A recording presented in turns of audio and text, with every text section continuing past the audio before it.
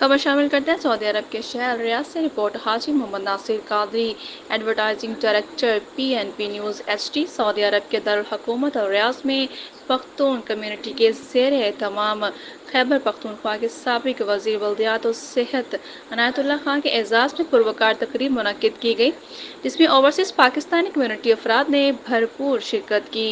تقریب سے خطاب کرتے ہوئے مہمان خصوصی عنایت اللہ خان نے کہا کہ اوورسیز پاکستان کا قیمتی اثاثہ ہے، جو وطن عزیز سے دور رہ کر ملک کی ترقی کو یقینی بنا رہے ہیں۔ بیرون ممالک لاکھوں پختونوں نے ہمیشہ ہر مشکل وقت میں پاکستان کا بھرپور ساتھ دیا ہے۔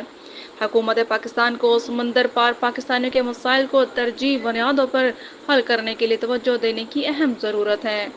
تقریب سے خطاب کرتے ہوئے میزبان ملک سرتاج خان اور لال زمیں خان تاران کا کہنا تھا کہ دیار غیر میں پختون کمیونٹی یگانگت اور اپنی روایات کو قائم رکھتے ہوئے سماجی اور فلاحی خدمت بخوبی سر انجام دے رہے ہیں۔ موجودہ حالات کو مدنظر رکھتے ہوئے ہم سب کو متحد ہو کر پاکستان کی معیشت کو مضبوط کرنا ہوگا۔